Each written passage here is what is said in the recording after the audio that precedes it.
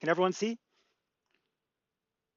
All right. So I haven't prepared a whole lot, but in the spirit of trying something new, I'm trying a new way of demoing here. I'm going to talk to you about letters and calligraphy with a kind of a live demo. And I just want to communicate that letters are pretty amazing.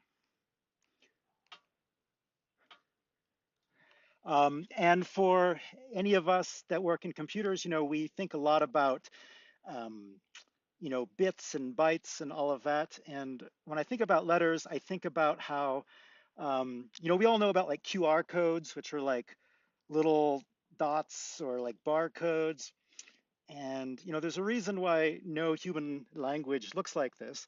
And so the other point I want to get across is that our letters look like this because they're human. Um, so, the shapes that we have are based on the way our arms work and the way that our eyes work.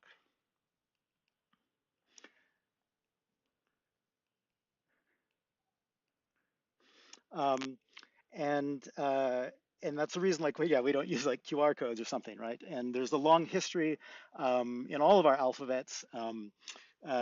And I'm obviously more versed in the sort of Western tradition, but there's a reason they're like that. Um, let's see. I also want to share how amazing the history of our letters are. So, for example, you might not know that, like way back in Phoenicia, they were using little tokens to like keep track of animals, and so you could like trade these tokens, and they would put symbols on the tokens, and one might be something um, like this, and that would be an ox. And so over time, they started to use that symbol anytime something had the sound of an ox. And that over time got flipped and became our letter A that we have today, which is pretty amazing. And all of our letters have such a background to them. Um, what else?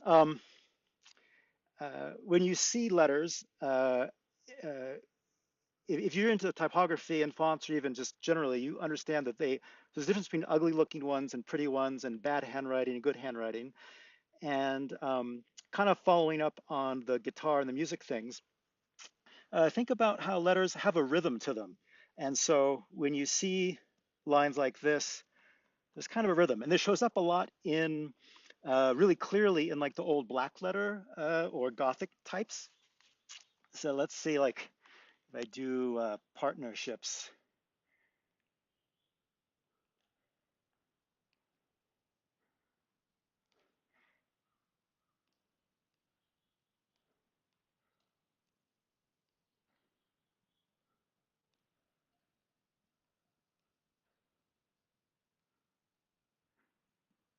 So there's partner, right? And what's interesting is that you have this steady line of things happening sort of on a grid. And I like to think of that as kind of like the bass line, going back to like the bass guitar. And so a good font or a good thing will have a standard rhythm going. Um,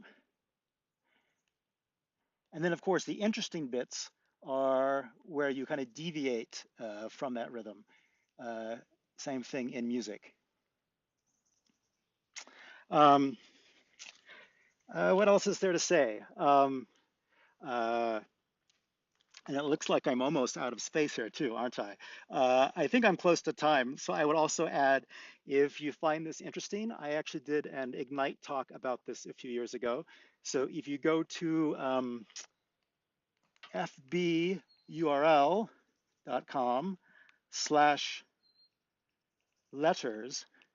you can get more information. Um, And the other fun thing you do with letters is just, of course, the swashes and the curly things, which make everything look a lot cooler. And with that, I'll say that's time. Thanks a lot.